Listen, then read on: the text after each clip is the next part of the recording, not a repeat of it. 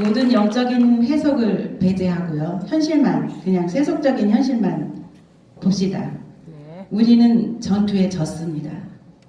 전투에 지니까 이 전투를 지휘했던 중심이었던 정광훈 목사님을 두고 사람들은 크게 두 가지로 나뉩니다. 첫째, 역시 기독교 정당은 안 되는 거야. 역시 목사는 정치에 나서면 안 되는 거야. 하고 등을 돌린 사람들이 있습니다. 두 번째, 여기에 앉아 계신 분들, 그리고 이 시간에도 유튜브를 변함없이 시청하며 가슴을 졸이며 끓이고, 그리고 다시 재기할 그날을 바라보고 있는 여전히 정광훈 목사님을 신뢰하고 애국을 불태우고 계시는 분들, 두 부류죠. 저는 어디에 속할까요? 두 번째. 저는 제가 겪은 2주간을 여러분들한테 나누고 싶습니다. 저는 첫 번째 그렇게 확신 있게 정광훈 목사님을 버린 사람도 아니고요. 저는 두 번째로 여러분처럼 당당하게 이 자리에서 나는 여전히 절개 있게 애국의 마음을 가지고 나는 여전히 정광훈 목사님을 신뢰하고 따르고 이 자리에 있어 라고 하는 부류라고 말하기에도 참 부끄러운 2주를 지냈습니다. 그런 2주간의 경험을 여러분한테 나누고 싶은 것은 어쩔 수 없이 정말 많은 사람들이 저와 같은 이런 갈등과 회의 속에서 회색지대에서 보내지 않고 있을까 하는 그러한 생각에서 나누고자 합니다. 저는 지난 2주간 동안을 끝없이 저한테 질문했습니다. 도대체 정광훈 목사님이라는 분을 여전히 신뢰하고 따를 수 있는 건가? 이분이 너무 애국이라는 그 주제에 함몰되어서 그냥 그게 세속적인 인생의 목표가 돼버린 거는 아닌가? 이분 안에 정말로 구원의 진리가 있는가? 이분 안에 정말로 예수님 재림에 대한 어쩌면 우리 생에 닥쳐올지도 모르는 이 재림에 대한 확신한 구원의 확신을 우리한테 심어줄 수 있는 분이신가? 저는 고민 많이 했어요. 고민 많이 하면서 이 목사님 저 목사님 설교도 유튜브로 들어보고 방황했습니다. 그리고 다행히 뒷산이 있어서 뒷산에 매일 올라가면서 성경 듣고 말씀 듣고 고민하고 이러던 차에 전 김동환 목사님의 주일 설교를 들었습니다. 그분이 주일 설교에서 자기가 왜 1001번째라고 하는지, 자기는 어떻게 언제 정광훈 목사님을 만났는지, 자신이 어떻게 정광훈 목사님을 존경하고 확신하고 그분의 정광훈 신학이 얼마나 위대한지 얘기하는 거 7대 명절에 가는 거를 들었습니다. 분명히 저도 들은 설교인데 어떻게 저분한테는 저렇게 생생하게 가슴에 살아있고 저분의 인생을 6개월 만에 저렇게 바꿀 수가 있지? 나도 들었는데. 그래서 충격을 받고 그 다음부터 7대 명절에 대한 거를 곰곰이 다시 듣고 또 촛대사이를 거니는 예수님이라는 그 요한계시락 설교를 다시 들었습니다. 다시 듣고 다시 들으면서 저를 정리했어요. 아, 이분은 정말 하나님의 사람이 맞다. 이분 안에 뜨거운 애국심도 진짜고 이분 안에 진짜로 하나님의 선지자라고 당신이 당당하게 말할 수 있는 그 진리가 있다. 아멘. 저는 결론을 내렸습니다. 그래서 이런 것을 아직도 회색지대에 계신 많은 분들 더 방황하시려면 방황하세요. 방황의 시간도 필요한 거니까. 그러나 끝내 정말 올바른 결론을 내리시고 그리고 다시 우리가 이 나라를 살리고자 하는 그러한 자리로 돌아왔으면 좋겠습니다. 그리고 저는 다시 돌아와서 도대체 뭘 어떻게 할 거냐 하는 거에 대해서도 고민을 많이 해봤어요. 우리가 6개월 내내 지난 여름부터 겨울 내내 정말 눈보라 속에서도 우리가 자리를 지키고 청와대 앞에서 아스팔트에서 노숙하고 주일마다 토요일마다 그렇게 모여서 함성을 지르고 했습니다. 그러면 앞으로 이제 현실적인 예를 들어서 한 고비를 보자면 2년 후에 대통령 선거랑 지방자치 선거가 있는데 우리는 그때 가서도 우왕좌왕하면서 선거 닥쳐서 그때 한 2, 3개월 전에 나라 살려보자고 방방 뛸 것인가, 어떻게 할 것인가 그런 생각을 많이 했습니다. 그래서 제가 현실적으로 제 나름대로 하나 제안을 드리고 싶은 거는 저를 비롯해서 저는 은평구에 살고 있거든요. 은평구에 애국자 많죠. 광화문에 모였던 사람 많습니다. 서대문에도 많고요. 용인에도 많고요. 대구에도 많고 뭐 어디나 되게 굉장히 많습니다. 근데 우리가 은평구에 사는 애국자 모여보세요 라고 했을 때 과연 내가 지금 오늘 집회 끝난 다음에 4시에 한번 모여보세요 라고 했을 때 몇 명 모일까요? 이것이 우리의 한계입니다.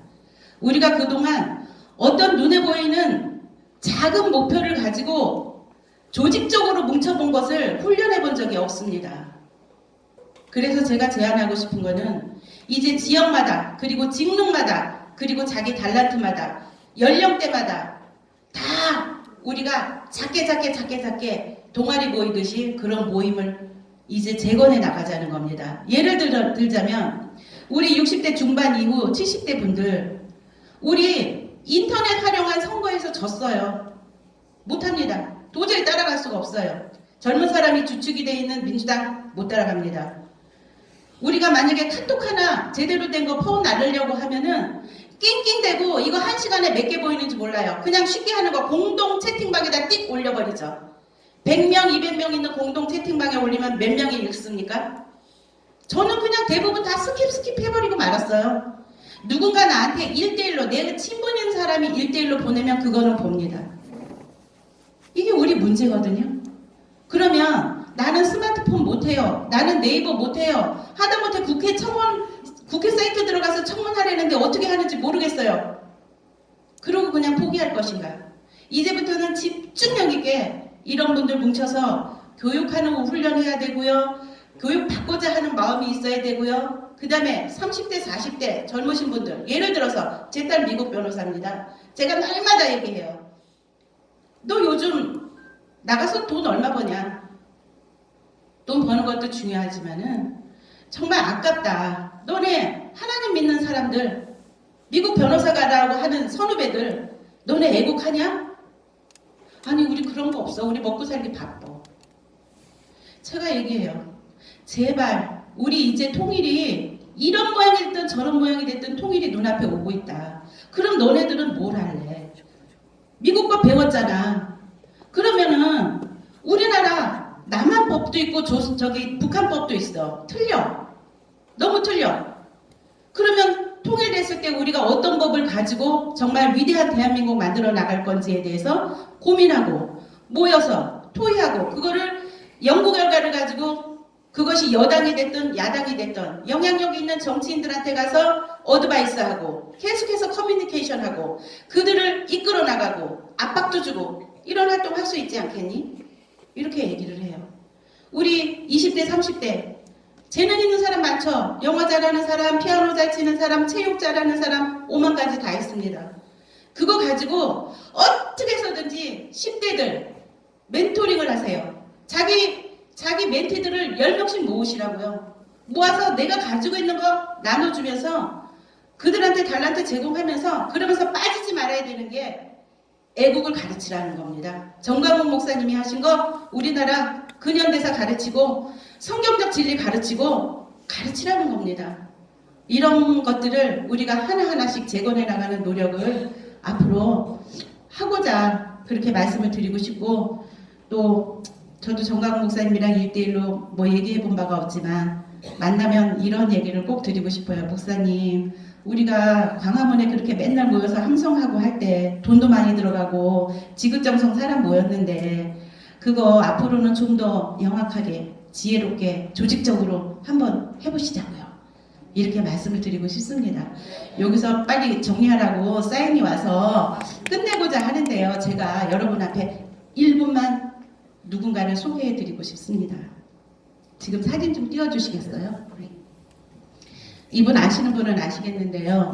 253 지부 지부장이었습니다. 이분은 원래 선교 목사님이에요. 저랑은 중동 선교에서 만났습니다. 선교라고 하면 목숨 걸고 하시던 분이에요. 근데 이분이 어느 날 나는 요즘 광화문에 나가. 너도 나와봐. 그래서 나오게 됐습니다. 이분 여름부터 겨우 내내 청와대 앞에서 노숙하고 텐트 치고 거기서 금식하고 철야하고 기도하던 분이셨어요. 하던 거 했습니다. 천만이 서면 정말 너무 헌신적으로 뛰셨어요. 그리고 이분이 하는 말이 절대로 우리는 선거 때까지 아프면 안 된다. 절대 아프면 안 된다. 이러던 분이었는데 선거 이틀 전에 쓰러지셨어요. 계속 몸이 아팠지만은 참았답니다. 선거까지는 끝만 나오면 내가 병원을 가도 가겠다. 근데 어느 날 옆구리에 너무 통증이 심하고 이렇게 장기가 만들어가지고 병원을 갔더니 빨리 큰 병원 가보십시오. 그래가지고 병원에 갔더니 중대병원 갔더니 급성 골수성 백혈병으로 진단을 받으신 거예요. 그래서 그날 바로 다행히도 입원 자리가 있어서 입원을 하셨습니다. 지금까지 못 나오고 계세요. 그래서 이분은 이제 중간에 한번 제가 찾아가서 언니 정광훈 목사님도 나오셨는데 뭐라고 할 얘기 좀 해봐요. 그랬더니 이제 목사님 나오셔서 기쁘다고 끝까지 함께 못해서 너무 죄송하다고 그러고 얘기를 했습니다. 제가 이분을 소개하고 싶은 거는 선거 결과가 딱 나오니까 더 마음이 슬픈 거예요. 꼭 이분이 아파서 쓰러지신 게 우리 모두가 아파서 쓰러진 것 같은 거예요. 우리가 그렇게 선거에 이기려고 어떻게 해서든지 나라를 세워보려고 죽기 살기로 이를 악물고 왔지 않았습니까? 감기도 걸리면 안 된다고. 선거 때 꼭 선거해야 되겠면 우리는 아프면 안 된다고. 그러다가 근데 결과는 우리의 참패로 나왔을 때 우리가 쓰러진 것처럼 이 언니가 쓰러진 게 바로 우리를 지금 얘기하고 있구나 하는 생각이 들어서 너무 슬펐고 그래서 이 사연을 꼭 전해드리고 싶었고요. 나중에 혹시 우리 이영환 전도사님께서 사연을 소개하신다면 여러분들 꼭 그 전화번호로 카톡 하나씩만 보내주세요. 제발 힘내고 꼭 병을 이기고 나오라고. 그래서 우리 다시 한번 시작해보자고 여러분들께서 꼭 응원 메시지를 보내주시기를 부탁드립니다.